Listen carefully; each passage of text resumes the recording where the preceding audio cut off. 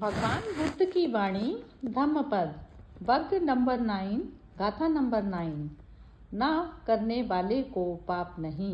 वर्ग नो गाथा नो न करने वाले को पाप नहीं। कुक्कुट मित्र निषाद की कथा। स्थान वेणुवन राजगृह। एक समय राजगृह में एक धनवान व्यक्ति था। उसके एक सुंदर युवती थी। वह भगवान के धम्म में स्त्रोतापन्न थी।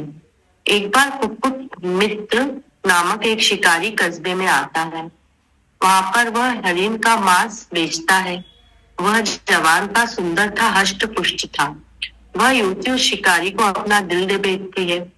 वह उसका अनुगमन करती है, प्यार का इजहार करती है। प्यार का इजहार होता है और दोनों विवाह कर लेते हैं। वैवाहिक जीवन में उन्हें 7 पुत्र होते हैं। 7 की शादी कर दी जाती है। घर गृहस्थी ठीक से चलती है। शिकारी हमेशा अपने शिकार की टोह में जंगल जाता रहता। उसकी पत्नी उसे धनुष बाण आदि तैयार करके देती रहती।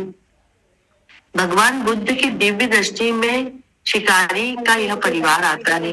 या फिर वो जो प्रियंका लेके गई थी हाथी घोड़े। मोना म्यूट करो जरा। हाँ जी। भगवान ने बुद्ध धम्म और संघ के प्रस्फुटन और पल्लवन की पूरी संभावना अनुमय करते हैं और उधर जंगल में चल देते हैं जहां शिकारी अपना शिकार करने जाता है। भगवान वहां जाकर एक झाड़ी में के पास ध्यानस्थ हो जाते हैं। शिकारी शिकार हेतु जंगल में प्रविष्ट होता है। उसे कोई शिकार हाथ नहीं लगता। वह इधर उधर डोलता है। उसे आदमी के पदछाप दिखाई देते हैं। वह सोचता है इसी व्यक्ति ने इसके शिकार को इधर उधर किया है, भगा दिया है या शिकार कर लिया है। वह गुस्से से सरोवर होकर उन पद चिन्हों का पीछा करता है। भगवान समाधिस्थ है। वह उन्हें देखता है। गुस्से में आग बबूला हो जाता है और प्रत्यंचा पर धनुष को चढ़ाता है एवं भगवान को मारने के ढेर से तीर चलाना चाहता है, परंतु उसके हाथ रुक जाते हैं। वह मूर्ति का बनकर वहीं खड़ा रह जाता है। पिता के घर नहीं लौटने पर पुत्र उसका पता करने जंगल में जाते हैं। वे भी वहां पहुंचते हैं। सोचते हैं निश्चित ही यही हमारे पिता का दुश्मन है, इसे जिंदा नहीं छोड़ना चाहिए। वे 7 अपने तीर चलाने को उद्यत होते हैं, भगवान पर प्रहार करने को तत्पर होते हैं, पर वे भी जो ही धनुष प्रत्यंचा पर चढ़ाते हैं वहीं स्थिर हो जाते हैं, रुक जाते हैं। ये 8 व्यक्ति भगवान के सामने कमान पर तीर चढ़ाए मूर्तिवत खड़े रहते हैं। काफी समय हो जाता है। पति व पुत्रों को घर आया नहीं देख उनकी पत्नी चिंतातुर हो अपनी बहुओं को लेकर जंगल में तलाश करने के लिए जाती है। जंगल में जाने पर वह देखती है भगवान समाधिस्थ है और उसके पुत्र और पति उन्हें मारने के लिए तीर चलाने वाले हैं। उसके मुंह से निकलता है, अरे ये तो मेरे पिता है, इन्हें मारिए मत। 8 व्यक्ति उस औरत की बात सुनते। पति सोचता है यह मेरा ससुर है। लड़के सोचते हैं यह तो हमारे नाना जी है। इस प्रकार उनके मन में करुणा का उदय हो जाता है। वे द्रवित हो जाते हैं। वे अपने धनुष और तीर दूर फेंक देते हैं और भगवान के चरणों में गिर जाते हैं। भगवान उन्हें धर्म का उपदेश देते हैं। सभी स्तोतापन्न फल को प्राप्त होते हैं। भगवान वहां से वापस जेतवन विहार में आते हैं। फिर आनंद उनके पास होते हैं। महाकारुणिक बताते हैं कि किस प्रकार कुक्कुट मित्र शिकारी के परिवार ने स्तोतापन्न फल को प्राप्त किया। भिक्षुओं ने जिज्ञासा की। पूज्य भंते शिकारी की पत्नी स्तोतापन्न थी, फिर भी वह अपने पति को जीव हत्या के लिए धनुष बाण तैयार करके देती थी, जाल तैयार करके देती थी। क्या वह दोषी नहीं है? भगवान ने कहा भिक्षु स्तोतापन्न किसी को मारना नहीं चाहता है। उनके मन में जीव हत्या की इच्छा नहीं होती है, अभिप्राय नहीं होता है। यह औरत तो अपने पति की आज्ञा का पालन कर रही होती है। जैसे विष पड़ा है, उसको अगर कोई स्वच्छ हाथ से उठाता है तो विष का जहर उसके हाथों पर नहीं लगता है। हाथ निर्लिप्त रहते हैं, परंतु अगर वही उसी हाथ में घाव हो जिस हाथ में विष को लिया जाता है तो जहर से आप्त होने से बचा नहीं जा सकता। बिना घाव के हाथों का जहर कुछ नहीं बिगाड़ सकता। इस औरत में बुराई करने की तनिक भी इच्छा नहीं है, अभिप्रेत नहीं है। वह उसमें आप्त नहीं है। यदि मनुष्य के हाथ में घाव न हो तो वह हाथ से विष को उठा सकता है। विष घाव रहित अंग पर प्रभाव नहीं डालता। इसी प्रकार न करने वाले को पाप नहीं लगता है। ऐसा कहकर भगवान ने यह गाथा कही, पार्णम मही चिवणो नास्त हरे ये पणिना विषम नाबर्णम विसमन्वेति नत्थि पापम अकुब्बतो। यदि हाथ में घाव न हो और हाथ में विष ले ले तो घाव रहित शरीर में विष लगता है। इस प्रकार पाप न करने वाले को पाप नहीं लगता है। ये क्या हुआ लास्ट का, एक बार दोबारा पढ़ना इसको। ये यदि हाथ में घाव ना हो, घाव ना यदि हो हाथ में और घाव, हाथ में विष ले लें तो घाव ये रहित गलत लिखा है शायद, है। ये शायद गलत लिखा है जो लास्ट में अर्थ है ना। हाँ, ये लग रहा है गलत, क्योंकि ये हाँ, जो क्योंकि है ना, उन्होंने- इसमें बता रहे हैं घाव रहित शरीर में विष लगता है। विष नहीं लगता है उसमें। नहीं, मतलब- मुझे तो लगा ठीक है भी, जैसे हाथ में कट लगा हुआ हो फिर उस पे तो इन्फेक्शन हो जाएगी, अगर हाथ साफ है फिर नहीं इन्फेक्शन होगी। नहीं, उसमें ये लिखा है ना, यदि हाथ में घाव ना हो और हाथ में विष ले ले तो घाव रहित शरीर में विष लगता है। हाँ, तो ये विष नहीं लगता है। तो ये ना हो नहीं होना चाहिए था, घाव हो होना चाहिए था। हाँ, और ये जो सेकंड वाला जो पैराग्राफ है, जरा एक बार दोबारा पढ़ेंगे, ये मेरे को ये थोड़ा मिस हो गया, सेकंड पैराग्राफ जो इसका है। भगवान वहां से वापस चेतवन बिहार में आते हैं। फिर आनंद उनके पास आते हैं। नहीं, ये वहाँ- नहीं, ये भगवान बुद्ध की दिव्य दृष्टि में सेकंड पैरा। सेकेंड, हाँ ये सेकेंड पेरा। भगवान बुद्ध की दिव्य दृष्टि में शिकारी का यह परिवार आता है। भगवान उनमें बुद्ध धम्म और संघ के प्रस्फुटन और पल्लवन की पूरी संभावना अनुमय करते हैं और उधर जंगल में चल देते हैं जहाँ शिकारी अपना शिकार करने जाता है। भगवान वहां जाकर एक झाड़ी के पास ध्यानस्थ हो जाते हैं। शिकारी शिकार हेतु जंगल में प्रविष्ट होता है। उसे कोई शिकार हाथ नहीं लगता, वह इधर उधर डोलता है। उसे आदमी के पदचाप दिखाई देते हैं। वह सोचता है कि इसी व्यक्ति ने उसके शिकार को इधर उधर किया है, भगा दिया है, शिकार कर लिया है। वह गुस्से से सरोबोर होकर उनके पदचिन्हों का पीछा करता है। भगवान समाधिस्थ हैं। वह उन्हें देखता है, गुस्से में आग बबूला होता है और प्रत्यंचा पर धनुष को चढ़ाता है एवं भगवान को मारने के ध्येय से तीर चलाना चाहता है, परंतु उसके हाथ रुक जाते हैं। वह मूर्ति सा बनकर वहीं खड़ा रह जाता है। हाँ ठीक है, मोना जरा तुम ही इसको जरा हल्का सा ब्रीफ करो, फिर हर्षा जी से पूछेंगे क्योंकि टोटल 4 ही हैं आज।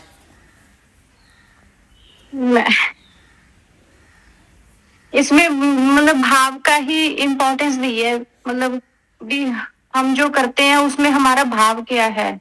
मुझे तो अगर मतलब अभी कोई और कर दे। चलो ठीक है, फिर अनामिका जी जरा आप ही बोलो, फिर पहले आप बोलो क्योंकि हर्षा जी को तो तभी वो आएगा, थोड़ा सा हिंदी का प्रॉब्लम है ना इनका।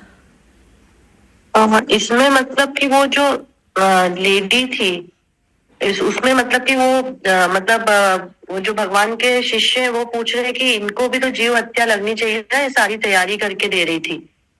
तो वो मतलब कि वो मतलब उनके वो मन से उस चीज में लिप्त नहीं थी, वो अपना जस्ट कर्म कर रही थी कि ये मेरा। बट यहाँ पे सरिता जी अगर पता तो उसको होगा ना कि वो कर्म कर रही है तो जीव हत्या का थोड़ा तो लगेगा ना।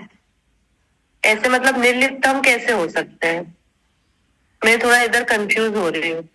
अच्छा, और ये इस पे जो स्टार्टिंग थी इसकी स्टोरी की, तो ये जो लेडी थी वो श्रोतापन को प्राप्त हुई थी ना, ये बताया ना इसमें। हाँ, वो श्रोतापन को प्राप्त हो चुकी थी भगवान। उसका जो उनके जो हस्बैंड थे वो दूसरे थे और उसने जो है वो किसी और शिकारी से फिर शादी की थी, है ना? ऐसा था ना इसमें स्टोरी में। हाँ। वो उसने उसको छोड़ दिया, अपने धनवान पति को छोड़ दिया उसके लिए, जो शिकारी के प्रति उसका जो प्रेम उमड़ गया था, जो ठीक है ना, यही है ना स्टोरी का। हाँ, उससे शादी भी कर ली, बेबीज भी हो गए उनके। हाँ, और वो अलग ही उसके तो बारे में कोई स्टोरी में बात ही नहीं हुई है कि ये धनवान हाँ, व्यक्ति था। धनवान व्यक्ति तो मतलब आउट ऑफ पिक्चर हो गया एक तरीके से स्टोरी में।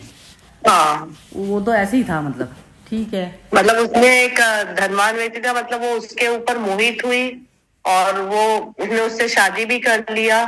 तो फिर मतलब मुझे यहाँ पे ऐसा लग रहा है कि वो निर्लिप्त कैसे हुई होगी। अच्छा, चलो अब ये इनसे पूछते हैं, हर्षा जी से। हाँ जी, हर्षा जी जरा आप बताइए अब। श्रोतापति माने क्या होता है? श्रोतापन, ये जो समाधि की स्थिति या स्वयं को जानना। अच्छा, स्वयं को जानना। अच्छा, यस यस। तो ये जब बुद्धा का जो स्टोरी मैंने थोड़ा समझ आया है कि उसका सुपर पावर से उनको दिख गया कि पूरा परिवार ही लायकात है धम्मपद सुनने की ना। तो उनको एक खेल रचना था, तो वो कैसे करे तो उनकी जो औरत जो थी, जो हंटर के जो वाइफ थी, शी वॉज रियलाइज सोल। तो उनको एक मीडियम बनाकर because she was already achieved a great level of realization, तो इनके द्वारा इस पूरा परिवार मैंने समझो ना कि ईश्वर भगवान की तरफ चले जाए। तो उसने खेल रचा, तो उसको वो हंटर का वहां जाकर वो बने के वो छिप जाता है और उसको लगता है कि कोई दूसरा मैंने हमको मैंने मेरा जो कैच है उसको लेने जाता है। पर जब वो बुद्धा को देखते हैं तो उनको रियलाइज नहीं होता कि ये बुद्धा है। उसको लगता है कोई ऑर्डिनरी व्यक्ति है, क्योंकि उसको ये रियलाइजेशन नहीं था। बट अंदर की तैयारी उसकी थी, he was ready to get realization, पर बाहर से उसको इतना ज्ञात नहीं थी। तो फिर वो बुद्धा उसमें उसको खुद को ही सैक्रिफाइस कर बोले कि इसको कैसे भगवान की तरफ ले आए। तो ये पूरा खेल रचा, और फिर जो उसकी वाइफ बोलते कि ये तो तुम्हारे पिताजी है, और ये फिर सब बच्चे लोग और सब परिवार समर्पित हो गए।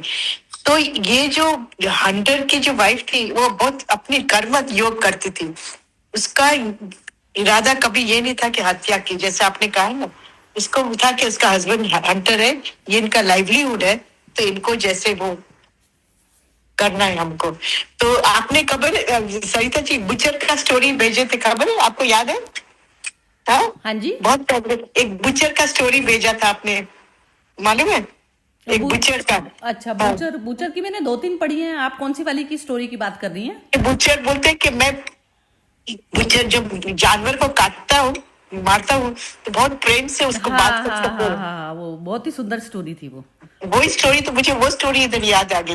हाँ, तो ये जो है कि जैसे ईश्वर जो है ना, जैसे अपने लाइफ में भी डिफिकल्टीज देते हैं ना, तो कई बार हमारे बच्चे जो भगवान की तरफ नहीं बढ़े हुए ना, वो बोलते क्या फायदा है भगवान को मानना, कुछ अच्छा तो होता नहीं है, बट दे डोंट रियलाइज कि अंदर अंदर बिकॉज ऑफ इन्फ्लुएंस, किसका भी इन्फ्लुएंस है ना, उनको भी ये बोलता है। तो बोलते हैं ना कि एक व्यक्ति भी जो घर में ईश्वर की तरफ यदि जाता है, पूरा कुटुंब को खींच लेता है।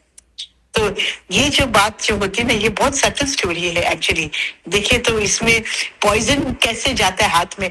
यदि हमारा मन निर्लेप है तो हमें कोई भी हमें कुछ घृणा भी करे ना, तो भी हमें कुछ असर नहीं होगा। हमारे शरीर को कोई बोलते जाके राके साई मार सके ना कोई, है ना। तो वही है कि जो अपना कर्म सही ढंग से करते हैं, उसको कभी भी कोई कुछ हानि पहुंचा नहीं सकता है। और एक सत व्यक्ति ऐसा कुटुंब में रहने से पूरा कुटुंब तर जाता है। बिल्कुल यही हमारी मदर ये बोलती थी कि जैसे 20 इधर की पीढ़ी और 20 उधर की, ऐसे जनरेशंस जो थी वो ऐसे बताती थी मदर की। वो होता है एक्चुअली, ये होता ही है। जैसे अब उसने भी बच्चों को जो पाला पोसा होगा, सब कुछ करा होगा ना, तो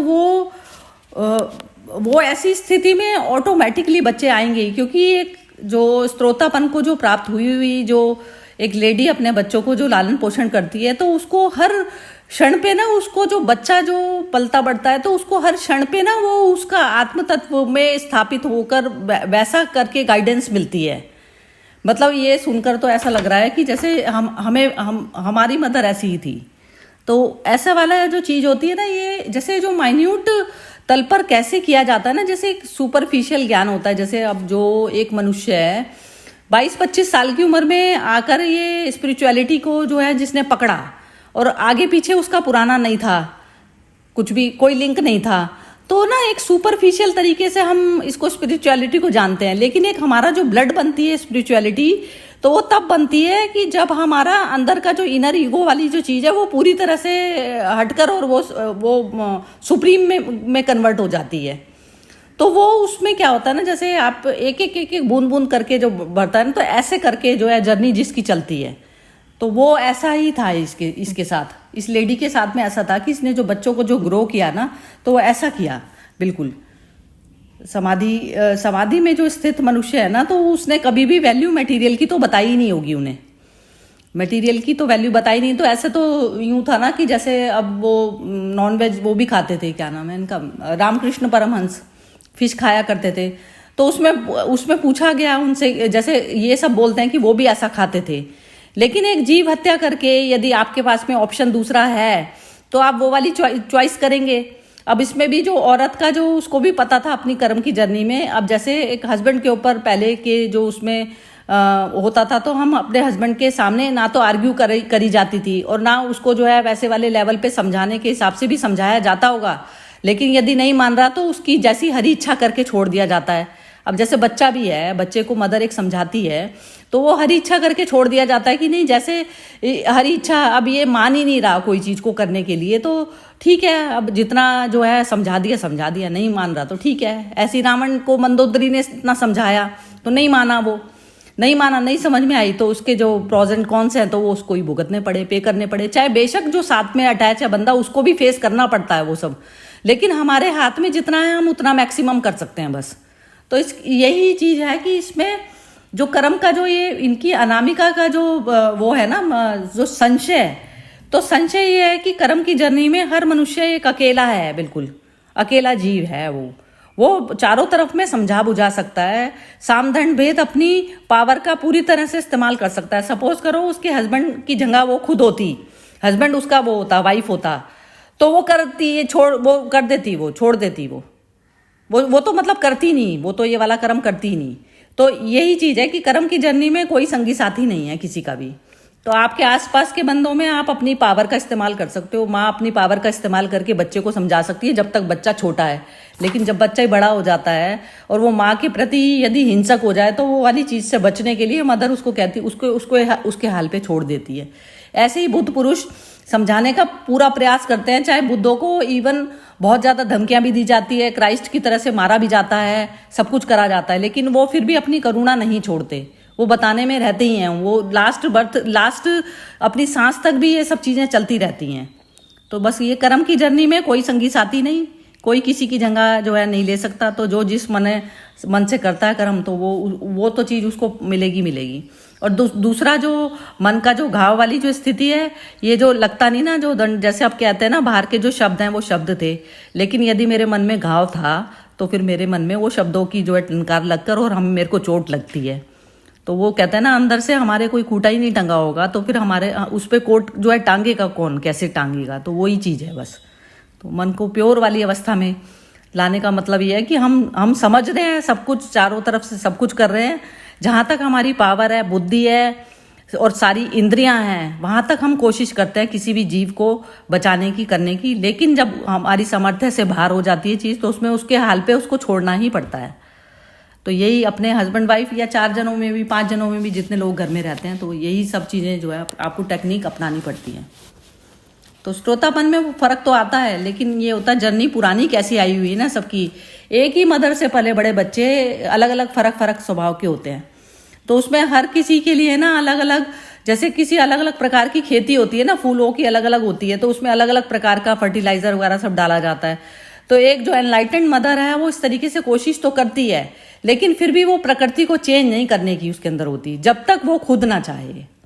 जो कॉन्शियसनेस है ना हमारी, जब तक खुद ना चाहे, तो वो सिर्फ कॉन्शियसनेस वाला ही पार्ट सिर्फ वो चेंज कर पाता है इंसान के अंदर, जैसे हमारे अंदर भी।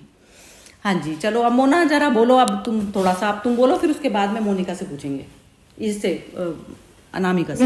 ये जो जैसे वो हर्षा जी ने बोला भी, जैसे वो मतलब कहते हैं भी एक परिवार में एक वो करने वाला हो तो वो और परिवार के और कुलों को वो कर देता है। इस स्टोरी में वही जैसे बताया है इस तरीके से।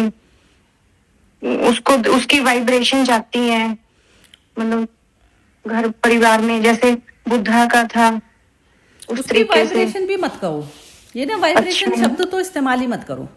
पता किस लिए नहीं करो वाइब्रेशन, इसलिए नहीं करो कि इस्तेमाल की, नहीं, अगर जैसे एक अगर नॉलेज है वाइब्रेशन, ना, आपको नॉलेज है कि सामने जो है कुआं है पड़ा हुआ, तो उसमें जो है मेरा बच्चा गिर रहा है जा रहा है। जैसे एक बच्चा सिर्फ वॉक ही करना सीखा है, तो आप जाके उसको बचाओगे ना। यदि सपोज करो आपके ही पैर नहीं काम कर रहे, तो आप कैसे उसको बचा लोगी? आप आवाज से बचा लोगी। सपोज करो आवाज भी, इंद्रियां भी नहीं काम कर रही, तो फिर उसमें क्या करोगी आप? आवाज भी नहीं काम कर रही तो उसमें क्या करोगी? सिर्फ एक प्रेयर ही रह जाएगी ना कि परमात्मा तू ही देख इसको, जीव को, ये जा रहा है वहां। फिर तो प्रेयर ही बचेगी। आप ये समझो ना, तो इंद्रियों की सामर्थ्य उतनी ही होती है, बस उतनी ही होती है। और मन से भी दुखी सुखी होने से कुछ भी नहीं होने वाला। मन से दुखी सुखी होने से भी कुछ नहीं होने वाला ना हमारे। तो फिर बस यही होता है, अपने आप में आत्म संयम करके रहना पड़ता है। वो भी हमारे अटैचमेंट जितना हमें अटैच है उसकी बॉडी से, तो उतना हमें दुख आएगा ही आएगा। तो ये सारे रिश्तों में यही सब चलता है।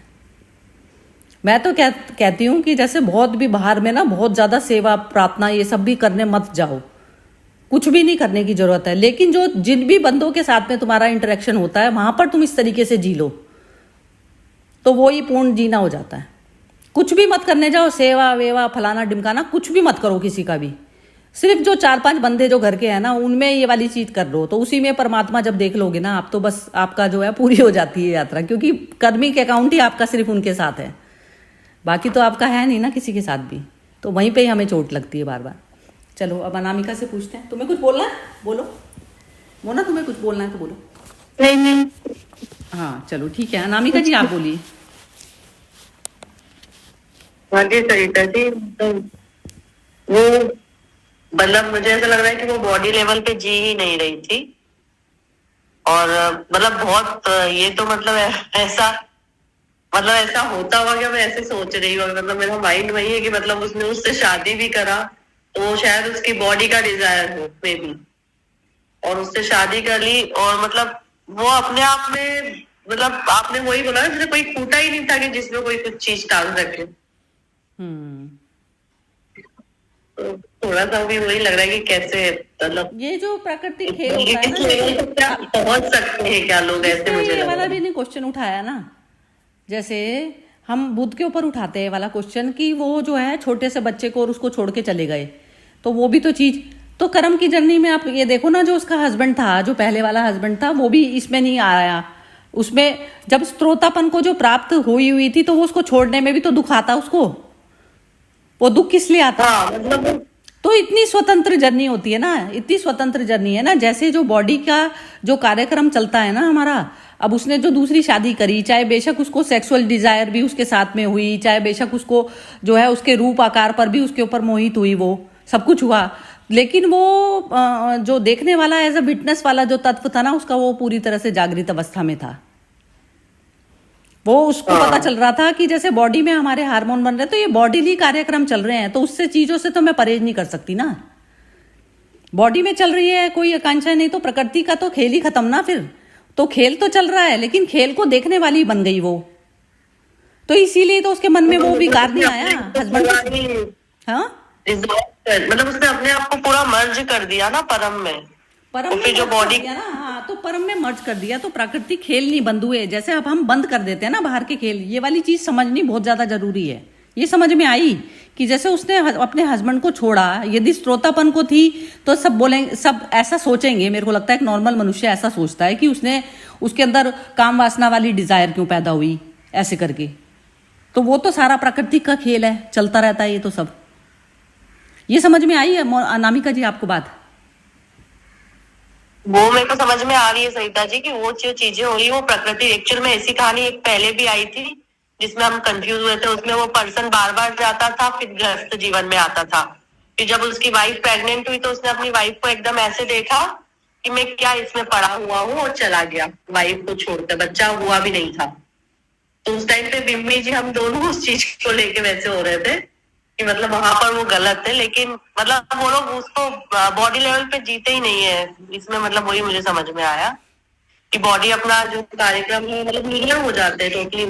जैसे मतलब कुछ ये पता क्या होता है ना, जैसे एक उसने एक चेतना ने शरीर धारण करके उतरी, वो सपोज करो, तो वो खेल के लिए उतरी है अपनी, वो कोई भी खूंटे नहीं अपनी जान को चिपकाएगी, वो खेल के लिए उतरी है। जिस मनुष्य को ये चीज याद रह जाती है ना, अब जैसे अब कोई मेरे साथ में अच्छे से नहीं खेल रहा, तो मेरे को कोई जरूरी नहीं, कोई ऑब्लिगेशन नहीं है कि मैं उसको जो है कहूँ कि तू मेरे साथ में खेल भैया, और मैं जो है तेरे बिना तो मैं मर जाऊंगी और जी जाऊंगी। तो ये ऐसा है प्रकृति का खेल, तो उसमें कोई लायबिलिटी मेरी किसी जीव के प्रति नहीं है। अब जैसे कर्तव्य के ऊपर लेके करी जाती थी बात, तो कर्तव्य हर वक्त मनुष्य ये बताते थे, मतलब गीता ग्रुप में भी, कि हमारा फैमिली के प्रति कर्तव्य, ये कर्तव्य, वो कर्तव्य। कर्तव्य है ही नहीं, एक आत्मा का कोई कर्तव्य नहीं होता किसी के प्रति भी, कर्तव्य कोई नहीं होता। लेकिन अब जब संसार में हम रह रहे हैं ना, तो जैसे अब हम कोई हम वो करते हैं, जैसे सपोज करो इस शरीर को पालने के लिए हम कुछ पैसा कमाने के लिए, इस शरीर को वो करने के लिए हम कुछ काम पकड़ा हुआ है इस बॉडी को करने के लिए, जैसे सरवाइव करने के लिए। तो उतना ही रेस्पॉन्सिबिलिटी, जैसे हमारी जो दूसरे लोगों के साथ में जो हम अटैच रहते हैं ना, हस्बैंड के साथ में अटैच है या फिर कोई भी इस तरीके से है, तो उसमें जितना है तो वो ऑब्लिगेशन के कारण है। ये नहीं है कि उसमें आपका जो है अपना जो ये यात्रा है या खेल वाली जो यात्रा है, उसमें कहीं दूसरे का भी इंटरफेरेंस सिर्फ उतना ही बर्दाश्त करो जितने आपकी लायबिलिटी बनती है उसके प्रति, बस। क्योंकि वो कर्ज होता है, वो ऋण होता है आपस में एक दूसरे का। ये बात समझ में आई? सरिता जी, आज थोड़ा उस पर मदद करना। समझ तो आ रही है, ये समझ में आई है बात? हाँ, जैसे हम अपना पूरा समझ लेते हैं ना। अब इसको जरा हर्षा जी से पूछते हैं, इनको तो पूरा ही एक्सपीरियंस है। हाँ जी हर्षा जी, जरा आप बताइए इसके बारे में। हाँ, अभी जैसे मेरी चाचा की लड़की है, मेरी ननन चाचा के सुरेन का कजिन सिस्टर, वो मेरी ननन हुई।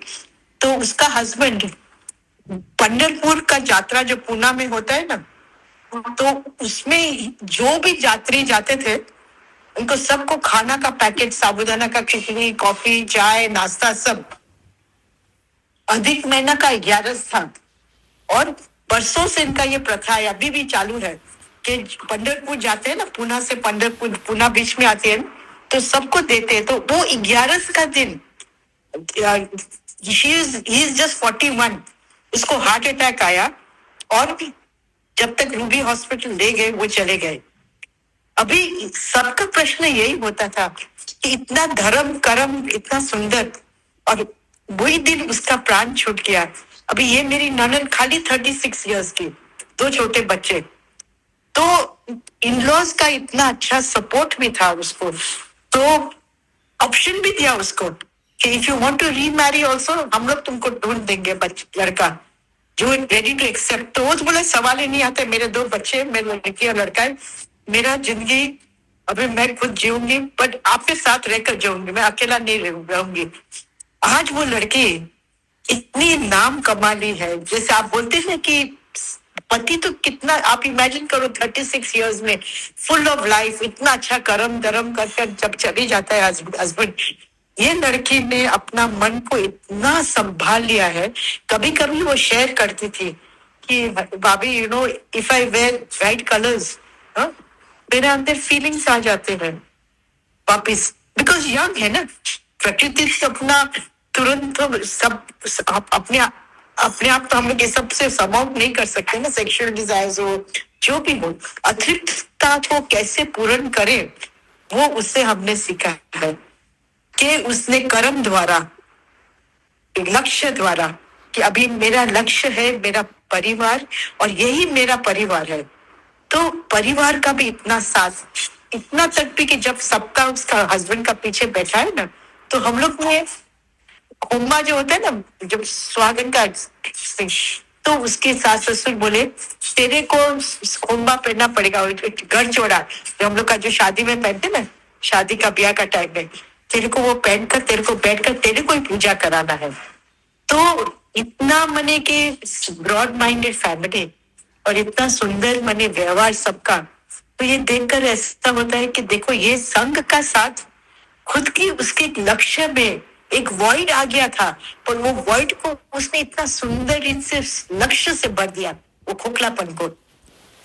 लक्ष्य इतना सुंदर सुंदर बनाए, अच्छे बनाए कि भाई मेरा परिवार का, मेरे बच्चे को कभी भी एहसास नहीं हुए, उसका देवर, उसका जेठ, सब उसका बच्चे लोग का इतना ख्याल रखते हैं, देरानी का भी वो इतनी ख्याल, सबका इतना ध्यान रखते थे। तो इतना मैंने सुंदर रीत से लोग जी रहे हैं।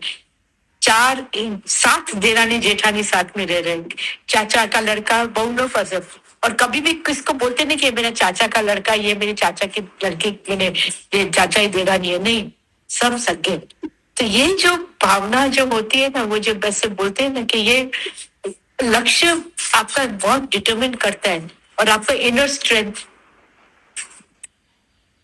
तो वो इनर स्ट्रेंथ बहुत जरूरी है।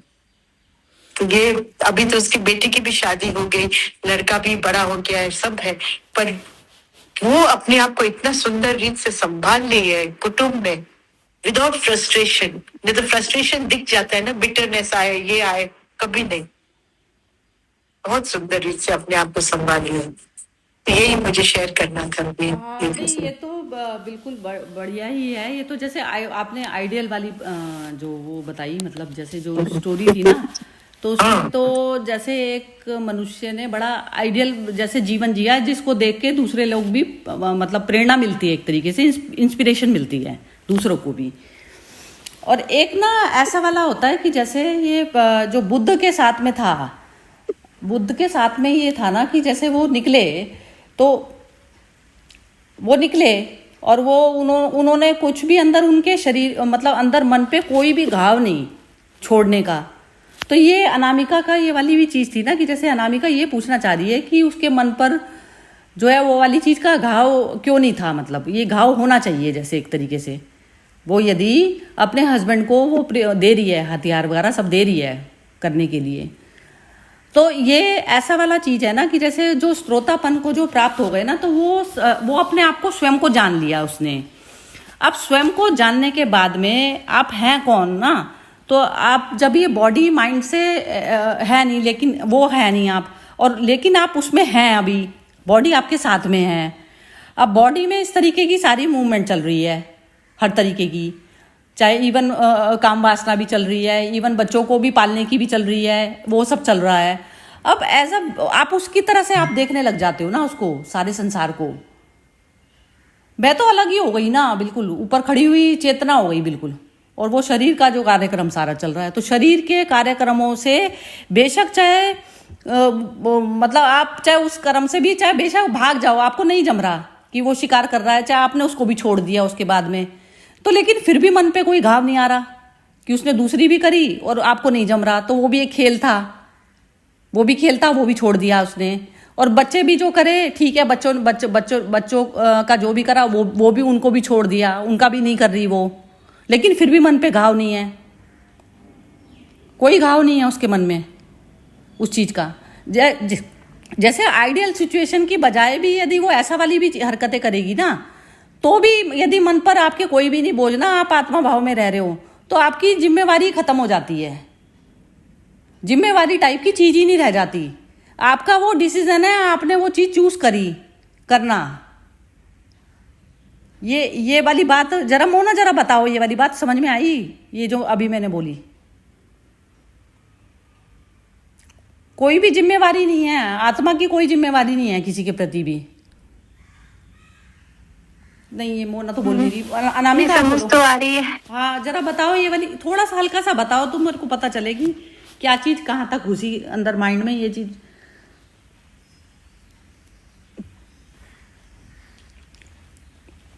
बताओ जरा सा। ये जो आपने बोला है कि आत्मा की कोई जिम्मेदारी नहीं है। हाँ, आत्मा भाव में जब मनुष्य चला जाता है ना, हाँ, हाँ, तो जैसे मन की बेचैनी, जैसे बुद्ध को बेचैनी ये हुई कि मैं हूँ कौन, वो जानने की बेचैनी से निकले। अब जब इतना बड़ा दुख उनको मन में ये लग गया कि ये कांटा लग गया उनके, एक ऐसा वाला कांटा लग गया मन पे, तो उनको कुछ दिख ही नहीं रहा, ना बीवी दिख रही, ना बच्चा दिख रहा, ना कुछ दिख रहा, ना राज्य दिख रहा। अब उतनी बुद्धि नहीं काम कर रही उनकी कि जो है मैं राज्य संभालूं, वो मेरे पिताजी रो रहे हैं, उसको दिख ही नहीं रहा। उसके मन में इतना जबरदस्त दुख पैदा हुआ है वाला। अब पहले इंसान को जब इस तरीके का दुख पैदा हो जाता है, तो पहले वो यही तो चीज करेगा ना, जो उसके मन की जो सबसे बड़ा बोझ है पहले उसको उतारता है आदमी, अब जैसे हमारे पास भी 4 काम आते हैं, तो 4 काम में जो हमारे गले की वो बनता है घंटी कि इस चीज को तो करे बिना जो है दिक्कत आ जाएगी घर में। जैसे सपोज करो खाने में ही है कि भूख के मारे दम निकल रहा है और आपको खाना बनाना है, तो पहले आप वो ही करेंगे, बाद में देखेंगे दूसरी चीज को कि पहले मैं इस शरीर में ही कुछ डाल दूं पहले, नहीं तो ये तो शरीर ही मेरा किसी लायक नहीं है अभी इस समय। ऐसे होता है ना। तो आप सबसे ज्यादा तीव्र दुख को करते हैं, तो सबसे ज्यादा जो स्वयं को जानने का जो दुख होता है ना, उससे बड़ा कोई दुख नहीं। सबसे पहले तो ये बात समझो। तो उसमें तो दूसरे वाले सारे बिल्कुल गौण प्रायोरिटी में चले गए, सेकंड लेवल पर चले गए सारे। तो अब जिसने जान लिया, अब एक जानने वाली सिचुएशन हो गई जिसमें ये लेडी का वो आता है स्टोरी। तो अब उसने जान ली तो वो उसकी अपनी चॉइस है कि वो करे या नहीं करे, उसकी अपनी चॉइस है। यदि वो उसको उसमें आनंद आ रहा है तो वो आनंद की तरह से ही कर रही है वो चीज, वो उसका कोई ऑब्लिगेशन नहीं है। और ना वो ये कह रही कि मैंने चूज करा तो बड़ा अच्छा कर दिया, बड़ा अच्छा कर दिया, बड़ा वैसा कर दिया। ये चीज वो कुछ मैटर नहीं है, अच्छा बुरा मैटर ही नहीं है। मैं अपने उसके लिए ही कर रही हूं, बस आनंद के लिए करा है मैंने, आनंद के लिए मैंने ये चीज चूज करी। जैसे आनंद के लिए मैंने कहा कि मैं जो है कैरम बोर्ड खेलूंगी, मैं तो दूसरी चीज नहीं खेलूंगी, बैडमिंटन नहीं खेलूंगी। तो जैसे ऐसा ऐसा वाला चीज हो जाती है। अब ये माइन्यूट, ये जब तक ये समझ का जो द्वार है ना, हमको ये पता नहीं चलेगी तो हम ना कई चीजें जो समाज में जो हम ऐसा करके जो कहते हैं ना कि जैसे किसी ने चूज करी ये चीज, अब हम उसको किसी ने तो भागना जैसे सपोज करो इन्होंने वर्षा जी ने जो स्टोरी बताई, वो सपोज करो वो चूज करती कि मैं तो जो है इनके बच्चों को भी यहीं पे छोड़ छाड़ के मैं तो जा रही हूँ अकेली, और वो एनलाइटेंड होती। अब तो ये वाली तो आइडियल स्टोरी हो गई कि ये जो है उसने ऐसा चूज करा, उसमें सब लोग अप्रिशिएट भी कर रहे हैं। सपोज करो उसको क्रिटिसाइज कर रहे होते सारे, ऐसा उल्टा हो जाता कहानी का पलड़ा, तो क्या होता? तो भी हम कर रहे होते। एनलाइटेंड पर्सन के ऐसे होते हैं, एक्ट उसके इस तरीके से होते हैं। अब ये हर्षा जी बताएंगी जरा सा, पहले हर्षा जी आप बताइए जरा इसके बारे में जो मैंने बोला। ये जैसे अभी हम लोग जैसे अभी शेरविंदो का भी कई जन ऐसे बोलते हैं कि उनकी शादी हुई थी मृणालिनी देवी, बहुत सुंदर, यू नो, और शी वॉज 14 years younger। वो जमाने में तो 1900 में यू नो ना अच्छा पात्र मिलता है तो एज तो देखते नहीं थे। तो मृणालिनी देवी को उन्होंने उनका जो जब शादी का जो समय था जो गुजारा बहुत कमती था, because he went to Baroda and वहां में उनको नौकरी चाहिए थी, पैसा कमाना था, तो he went as a professor. वहां में उन्होंने काम किया, तो उनका लक्ष्य था पूरा आध्यात्मिक का तरफ, और ये सांसारिक मैंने औरत थी नेचुरली, बहुत सुंदर इनका अंदर का विकास था, but she wanted husband love. शेरविंदो को टाइम नहीं, और शेरविंदो को तभी ख्याल आ गया था कि मेरा जो लक्ष्य है भारत का फ्रीडम, तो थोड़ा सा उनका ध्यान संसारिक में था ही नहीं। शादी हुआ, वो जैसे बोलते ना कर्म का एक दूसरे का साथ, यू नो, होएगा लेना देनी बोलते ना, तो वो हिसाब से मुझे लगा कि ये जो उनका भी क्रिटिसिज्म काफी हुआ, इससे तो शादी क्यों किए, उन्होंने शादी क्यों किया, सेल्फिश क्यों बने, ऐसा भी उनका तरकीब बोला जाता था। तो sometimes things are beyond control. ये जो अवतार लोग आते हैं या विभूति लोग आते हैं ना, जैसे विवेकानंद तो शादी नहीं की थी, पर जैसे जो लोग शादी कर भी छोड़ देते ना थोड़ा टाइम में, तो ये जो होता है ना, ये थोड़ा उनका बस की खेल नहीं रहती है, ये ऊपर वाले की एक रचना होती है जो उनको ये रोल में डालते हैं, और वो समझ गई। और इतनी मैंने वो शेरविंदो को रिस्पेक्ट करती थी, वो बोलती थी आपका जो भी है मैं आपके साथ हूँ, पर मुझे आपका करीब रहना, पर करीब रहने तो हुआ ही नहीं। आखिर में जब पौंडीचेरी शेरविंदो शिफ्ट हुए और वो आने वाले थे, she passed away of typhoid, और तभी लोग जो थे, और जब उनको समाचार आया कि she is no more, she was staying with Sharada Devi. Sharada Devi तभी जीवित थे, रामकृष्ण परमहंस के, हाँ, तो उनका सानिध्य में रहती थी, वो बहुत प्योर सोल थी, और तभी बहुत उनको ये ख्याल आया कि शेरविंदो को भी थोड़ा एक बोलते ना, एक आंसू खाली निकली साइड में से, क्योंकि उन लोग को तो they are above all this, no, but वो भी एक फीलिंग तो आया ही। तो ये जो संसार का जो खेल है ना, बहुत दुर्लभ बहुत मुश्किल होता है समझाने का। ये पर काफी मतलब वो आप जो मैं पूछना चाह रही थी ना, बिल्कुल ऐसा चीज आपको समझ आई है ये चीज। जैसे एक ना जो आपने जो पहली वाली जो स्टोरी बताई थी ना, तो मैं हाँ। ये कहना चाह रही थी कि ये जैसे आइडियल स्टोरी थी, आइडियल स्टोरी जिसको हम चाहेंगे कि हम फॉलो करें, लेकिन हम Yes. किसी भी चीज को फॉलो ना करें। यस, नहीं हाँ, वही, हम फॉलो ही ना कर रहे, हम किसी भी चीज को फॉलो ही नहीं कर रहे हमारा। You have your own story. हाँ मतलब ये मतलब है कि जैसे कि आप एनलाइटेंड, आप उस वाली स्थिति में आ गए कि आप आत्मा हैं, जैसे आप आत्मा वाले या कॉन्शियसनेस वाले भाव में आ गए, तो वो कॉन्शियसनेस हमेशा जो है, बॉडी कुछ मैटर नहीं है ना, बॉडी मशीन हो गई। अब उसमें जो भी क्रियाकलाप आप जो भी कुछ करना चाहते हैं, तो उसमें आप मतलब आइडियल बनने की कोशिश ना करें, बजाय स्वतंत्र जीवन जीने की कोशिश करें। मैं ये कहना चाह रही हूँ। सही बात है, सही बात है। आइडियल भी ना, आइडियल भी एक घुटन है, ये घुटन हाँ। होती है ये। नहीं, आप जिस दिन आप किसको कॉपी करने जाते हैं ना, you are never going to be happy. तो कृष्णमूर्ति बोलते थे ना, truth is a pathless land, हाँ, you have to walk the path हम योरसेल्फ। ना जैसे दुनिया की नजर में हम एक आइडियल वाला जो स्टेट पे जो हम रहते हैं, फिर उसमें जो एप्रिसिएशन मिलता है हमें, फिर ये भी सारा ईगो का चक्कर है। बहुत बहुत बड़ा चक्कर है। हाँ। Absolutely, you are right. Absolutely right. हाँ, ये भी ईगो का Very चक्कर right. है, ये भी ईगो वाला सर्कल जो होता है ना, उसमें फंस जाते हैं हम। आप नहीं मानोगे, जब हम पौंडीचेरी में पढ़ते थे 65 में, और हम लोग बाहर से आए थे, कई बंगाली, गुजराती और पंजाब के भी बच्चे लोग आते थे ना, तो इन लोग को नॉनवेज के आते थे। तो जैसे मैंने पहले भी शेयर किया ना, तो मदर ने चालू कराया मैंने किचन कॉर्नर हाउस, जहाँ में एग्स हर रोज मिलेंगे, और दूसरा नॉनवेज भी ट्वाइस अ वीक। तो सब लोग माता जी का बहुत निंदा करने लगे कि यहाँ तो वेजिटेरियन, उसमें काफी जैन लोग भी साधक थे ना, बोलते कि आप तो क्या करते हैं, हिंसा में मानते। तो मदर ने लिखा मैसेज में कि मदर खुद तो एग भी नहीं खाती थी, पर लिखा कि when you are taking non veg, you are taking the consciousness of the animal killed, the anger, the pity, the sorrow. But if your taste is not rising above non-veg, then it is better to eat at corner house than to eat outside. ये message रखा था, दिखा था। हाँ? इसमें तो ना, वो होता है कि जैसे ओशो ने ना ये चीज बोली कि हर्षा जी की जैसे कोई भी जो डिजायर है ना, ये कच्चे फल की तरह है कि आपने जल्दी उसको बिना राइप हुए पहले कर दिया। तो कर्म में भी ऐसा होता है कि जैसे जो आपकी जो बॉडीली क्रेविंग्स हैं, उसको पूरी तरह से राइप हुई नहीं है, और उससे पहले आपने जो है वो जबरदस्ती कर दी। मदर ने वही बोला इन लोग जाकर फिर ड्रिंक्स भी पीते थे इस नॉनवेज के साथ, ये भी समाचार आए, बच्चे लोग, यंग चिल्ड्रन। तो क्या है ना कि ये पौंडीचेरी, आपको मालूम है ना कि it's very open surrounding with lot of alcohol available. तो मदर को ये बात गई, तो मदर बोला कि इससे अच्छा हम लोग बच्चे लोग को ट्वाइस अ वीक देंगे, और उनको जो खाना है उनको पूछकर जनरल कंसेंसस में फिश या कभी नॉन चिकन या कभी मटन, जो भी उनको खाना है वो, पर बाहर बच्चे लोग नहीं जाए खाने के लिए। तो ये जो था ना, तो इसमें बहुत कंट्रोवर्सी हो गई थी आश्रम के साधक लोग के साथ, जैन साधक लोग के साथ, जो जैन में मानते ना, काफी जैन भक्त भी थे। तो mother was very, she says I am not concerned with anyone, I want the welfare of my children. Enlightened उसका ना आप एक्शन को जज ही नहीं कर सकते, जज ही नहीं कर सकते, और बोला I am concern with the welfare of my children. वो जज ही नहीं कर सकते, वो कौन से लेवल से हो रही है चीज ना, तो वो चीज एक नॉर्मल मनुष्य ना सामने देखते हुए नहीं समझ आती, नहीं समझ पाते।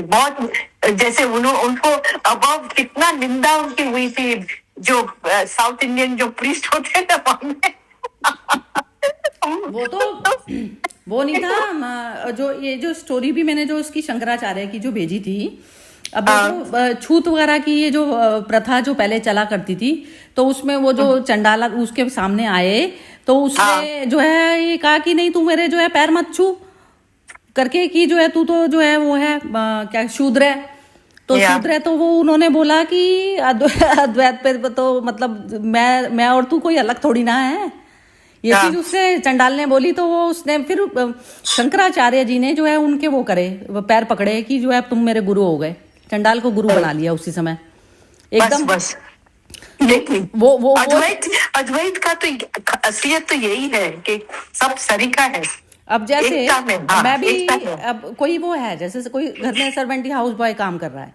सपोज करो उसकी सब कुछ गंदा है सब कुछ।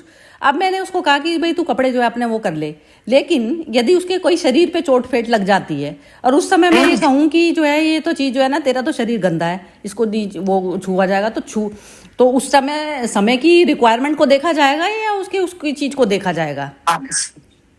वो चीज नहीं है। नहीं, वही सेवा कोई भी रूप में होता है ना। यदि अपना धर्म को हम हट कर करते हैं, धर्म को ऊपर कर सेवा को नीचे नहीं, कर मैं देते हैं। परहेज पूरा करूंगी कि जैसे चलो हाँ। उसका वो नहीं कर रहे कि उसको किसी को गले में इन्फेक्शन है तो उसका झूठा खाना ही पीना ही नहीं है। एक्चुअली हम लोग तो नहीं हाँ, खाते किसी झूठा का तो मैं भी बोलती हूँ झूठा अभी नहीं आजकल, खाते मैं भी वही बोलती पीते। हूँ, इसका भी लेकिन नहीं। यदि हाँ। कोई ऐसा वाला है कि घर में, तो उसको भी हम अलाउड नहीं करा हुआ है कि भाई तू हमारे बेड पे बैठ, नहीं करेंगे हम, नहीं Yes. करा। लेकिन अंदर से तो यदि वो कोई प्रॉब्लम में आया तो अपना बेड क्या मतलब कुछ भी दे देंगे उसको, कोई भी सिंहासन दे देंगे, उसमें कुछ हाँ, मैटर थोड़ी ना सही करेगा। बात। तो बात सही ये बात। है कहने की। तो अनामिका जी जरा थोड़ा सा आप एक्सप्लेन करो इस बात को, जो लास्ट में अभी ये जो एक तो वो होता है आइडियल सिचुएशन वाली स्थिति में जीना और एक आत्मिक लेवल पर जीना, ये वाली दोनों में डिफरेंस जरा सा बता दो। वो जो सईदा जी की मतलब ये जो लेडी थी ये आत्मिक लेवल पे जी रही थी, मतलब सिर्फ स्वयं पे काम कर रही थी वो। उसको मतलब वो जो हस्बैंड था उससे भी उसका मतलब कुछ ऐसा लेना देना नहीं था। बॉडी ने डिजायर किया, उसके साथ हो लिया। मतलब कि उसमें मतलब अभी जैसे हम लोगों को भी जब जैसे मतलब जैसे अगर ज्ञान आता है तो अभी चॉइस रहती है ना, लेकिन अगर जैसे उसको शायद उस टाइम पे वो डिजायर बहुत ज्यादा हो रही हुई तो उसने ये सोचा होगा कि डिजायर को पूरा करूं, क्योंकि मैं मतलब अपने पाथ पे मतलब वो अपना पाथ खुद ही बना रही थी, ऐसा मुझे कैसे लग होता रहा है। है ये वाली जो फिजिकल डिजायर होती है ना अनामिका जी, ये फिजिकल डिजायर होती है ना, तो उसमें ऐसा होता है जैसे आपको भूख लगी तो आप खाने के बिना 1 घंटा 2 घंटे 3 घंटे चला लोगे काम, फिर आप खाना ही पड़ेगा। ऐसे होता है ये, ऐसी होती है ये वाली डिजायर। और वो तो मतलब एक बहुत अलग लेवल हो जाता है सरिता जी, वहां तक इसके लेवल के वहां बिना तक अभी तक काम नहीं चलेगा। क्योंकि अभी तो हम तो ये छोटी छोटी चीजों में ही अच्छा गलत बुरा सही पाप पुण्य में ही लगे हुए हैं अभी तो, कि ये पुण्य मतलब अभी भी लगे ही हुए हैं। मैं सच बताऊंगी मेरा तो अभी मतलब अभी भी ये सही कर्म है, ये गलत कर्म है, ऐसे चलता है। नहीं, मैं भी यही बोलने लगी थी, जैसे ये बुद्धा वगैरह है, ये मतलब ऐसा तो रेयर ही होता है। मतलब अभी तो कोई हल्का सा कुछ कर दे और तो अभी उलझ जाते हैं। मतलब हल्का सा कहीं से प्यार भरा मिल जाए या कहीं से नफरत मिल जाए, अभी डिस्टरबेंस हो जाती है। मतलब हाँ नहीं, कोई एकदम बात नहीं, पे आई नहीं ये चीज पता तो चल रही है ना, जो डिस्कशन चल हाँ रहा जी, है पता तो चलती वो है। हाँ, discussion पता चलने चल रहा लग है गई। ना। हाँ तो वो कभी हाँ भी जी। उतर जाएगी चीज, कुछ मैटर नहीं होगा। जैसे सपोज करो आपको सामने सपोज कीजिए अपने हस्बैंड के साथ में ऐसा मिल जाए कुछ, देख लो आप तो कहोगे कि तो मेरी तो जिंदगी नरक हो गई, तो वो नरक नहीं होती ना, लेकिन वो नरक नहीं होती। चाहे इवन अपना भी सपोज करो कि हमारा भी कहीं दूसरी जगह पे कोई वैसा वाला हो जाता है कि जहां पर हमारे अंदर बॉडीली इस तरीके की चीजें जाग जाती हैं, तो वो अपने में भी आदमी दोषी ठहराता है ना अपने आप को, तो वो कुछ मैटर नहीं होती ये चीजें। ये मैं कहना चाह रही हूँ कि जैसे आपने 56 भोग करे तो सारे टेस्ट कर लिए, बस जीवन में उतरे हैं तो सब कुछ टेस्ट करके जाने का मन होता है ना। जैसे कि जाओगे तो पूर्ण तरीके से जाओ ना, उसके हाथ में जब जाओगे तो ये है मतलब, इसका मतलब ये है ना, तो अपने आप को गिल्टी में डालो ना दूसरे को डालो, बात ये है। हर्षा जी तो को वो तो ओशो ने भी तो यही बोला है। ओशो ने भी कोई भी चीज अगर तुम चखोगे नहीं तो तुम्हें पता कैसे चलेगा, तुम्हारे मन में वो रहेगा कि ये कैसे, अगर तुम चख लोगे फिर तुम्हारा मन वहां से हट जाएगा। लेकिन उसमें भी पता चल ना, जाएगा। उसमें जो एज अ विटनेस है ना, तो कोई दोष नहीं है। हाँ, मतलब साक्षी बनाओ जैसे विटनेस वाली पोजीशन नहीं है, तो उसमें नेचर के हाथों आप बिक गए, मतलब हीन धर्म को अपना लिया आपने। और यदि आपकी विटनेस तत्व बिल्कुल क्लियर है, साक्षी वाले विटनेस में आप बैठे हैं, तो आपको कोई पाप नहीं है। और यदि आप विटनेस वाली पोजीशन में नहीं है तो आपने पाप धर्म को फॉलो किया, शरीर धर्म को फॉलो किया आपने, समझ गए? हाँ जी, समझ तो आ गया, लेकिन अभी इतने उतरे नहीं है। नहीं नहीं, ये मतलब ये क्लैरिटी ये वाली भी लेनी जरूरी है कि इसमें आप कर्म पे तो चले गए कि ये वाली चीज का डिस्कशन हुआ, लेकिन फिर पता चला कि अंदर में शरीर भाव है अभी। आप अपने उस वाले लेवल पर तो गए नहीं अभी, विटनेस वाले पे। हर्षा जी बोल रही हैं कुछ। हाँ जी, हर्षा जी बोलिए। हाँ, मैं आपको एक शेयर करना चाहती। कल मेरी फ्रेंड कलकत्ता में रहती है, तो उसका एक फ्रेंड है, उसका लड़का मॉन्क बनने जाना था, इसको मैंने कि वो बनना था क्या, अपने रामकृष्ण में सन्यासी। हाँ, तो उसका जब जो मॉन्क थे ना, सीनियर मॉन्क, बोले कि भाई 11 साल तक तो तुमको अभी ये 12 साल का परहेज करना पड़ता है, फिर हम लोग आपको मॉन्क देते हैं। तो ये 11 साल है ना, 12 साल तो इधर हमारा साथ बिताओ तो वी कैन हेल्प यू। तो उसकी माँ अकेली थी, तो उसने बोला कि नहीं, इसको मेरा पास रखो और मैं उसको बहुत ध्यान रखूंगी उसका। हाँ, तो इसमें क्या हो गया कि वो लड़का को रात को ऐसे लगने लगा कि उसको बहुत सारे डिजायर सताने लगे। तो उसने उसके माँ को बोला, 11 साल तक उसने जमीन में सोया, सब किया, पर डिजायर को कॉन्कर नहीं कर सका। तो बोलते मैं अपने आप से दगा नहीं कर सकता हूँ, भगवान के साथ भी मैं दगा नहीं कर सकता हूँ, मैं संन्यास के लिए तैयार नहीं हूँ, क्योंकि जल्दी जल्दी मैं परिपूर्ण से इच्छा से ऊपर नहीं उठा तो मैं क्या किसको सिखाऊंगा। तो उसने जाकर सरेंडर कर दिया। तो बोला परसों की बात हुई, तो माँ जरा निराश हो गई कि 11 साल से इतना नीचे था। तो सन्यास ने जो उनका जो मॉनेस्ट्री है ना, रामकृष्ण मिशन ऑर्डर का, वो तो इसका ऑनेस्टी आप नहीं अप्रिशिएट करते हो। He is not a failure, he is a big success. आज ये ऑनेस्टी से ही तो भगवान का करीब आ सकता है, और वो सच्चा है ना। यदि उसका अंदर में शादी का भावना है तो उसको आप शादी भी करा दीजिए, अच्छा लड़की पात्र ढूंढिए जो उसको समझ सके, पर उसको निंदा से आप मत देखिए, वो फेलियर नहीं है। तो इतना अच्छा से वो समझाया मैंने कि उसकी फ्रेंड को। तो क्या हो जाता है ना कि ये बोला 11 साल इसका वेस्ट किया, तो बोला कुछ वेस्ट नहीं किया, ये इसकी तैयारी थी, पर शायद ये परिपक्व नहीं हुआ इस जन्म में, हो जाएगा। उसको ये एक्सपीरियंस जो लाइफ में करने का, उसको करने दीजिए आप। उसको शादी ब्याह सब कराइए अभी उसको। नहीं नहीं, एक मिनट, इसमें एक चीज फिर बोल रही हूँ मैं। थोड़ा डिस्कशन ना हर्षा जी आपकी स्टोरी से फिर और लंबा हो जाता है, लेकिन मजा आता है, मतलब मजा मैं भी एंजॉय करती हूँ, क्योंकि ये जैसे होता है ना, मैं तो बार बार ये बोलती हूँ कि अर्जुन ने कृष्ण को कृष्ण बनाया, तो जैसे बस आपकी स्टोरी समझ लो कि मेरे अंदर वो वाली वो ला देती है पावर की, उसको और क्लैरिटी दी जाए। जैसे अब इसमें वो ना लाइटेंड वो कहलाएगी कि अब जैसे ऋषि मुनि लोग शादी करते थे तो वो एनलाइटनिंग सोल्स होती थी, फिर भी सारा कुछ चलता था, कार्यक्रम टोटल खाना पीना भी चलता था। तो यदि आप ये कहते हैं कि यदि ये सेक्सुअल डिजायर जो है आप वो पूरी नहीं करेंगे तो आप खाना भी मत खाइए, फिर वो सन्यासी कहलाएगा। सांस भी मत लो, वो सन्यासी कहलाएगा। तो जब तक बॉडी है तो ये सारे कार्यक्रम चलेंगे, लेकिन मैंने विटनेस की तरह देख दिया और ये तो चलने वाली है। हाँ, बात ये है कहने की, तो वो तो डिजायर तो खाने की भी है ना, तो उसमें खाना भी छोड़ो, फिर सन्यासी को कहो कि तू सन्यास की कैटेगरी में तो आएगा ही। तब सन्यास वो अवस्था है जहां पर मैं विटनेस की तरह से हो गई और बॉडी को मैं देख रही हूँ करते हुए सारा काम, उसमें ऑनेस्ट ऑब्जर्वेशन देख रही हूँ मैं, ऑनेस्ट ऑब्जर्वेशन। सही बात है, नहीं एकदम सही है। और मेरे अंदर पूरी पावर है, मेरे अंदर पूरी पावर है बोलने की। यदि मैं 10 उसके साथ में भी यदि मैं करती हूँ कुछ भी, तो वो मेरे अंदर पूरी पावर है बोलने की कि हाँ मैंने किया ये चीज, उसमें मैं डर नहीं रही हूँ कि ये जो है मैंने कुछ क्राइम कर दिया। यस, सही बात है। तो वो सन्यास की कैटेगरी में तो पहले वो आ रहा है, बल्कि सन्यास की कैटेगरी में जो दूसरे लोग उसको सन्यासी नहीं घोषित कर रहे हैं ना, वो नहीं है सन्यासी की कैटेगरी में। आपकी स्टोरी से ये चीज मुझे मतलब पता चली। नहीं सर, एकदम सही। और ये है ना, एक्चुअली हम लोग का पेरेंट्स लोग का भी पीयर प्रेशर बहुत रहता है, क्योंकि सबको अनाउंस करते हैं कि मेरा बच्चा तो अभी सन्यास का उसमें है, बहुत प्रयास करता है, तो सबका मान बहुत बढ़ जाता है। उसमें भी है ना, मेंटल कंडीशनिंग से बंधा हुआ है ना। मेंटल कंडीशनिंग ये हो गई ना कि सेक्स को तो तुमने मान लिया कि जो है वो तो डिजायर हो गई तुम्हारी, और खाना डिजायर नहीं हुई।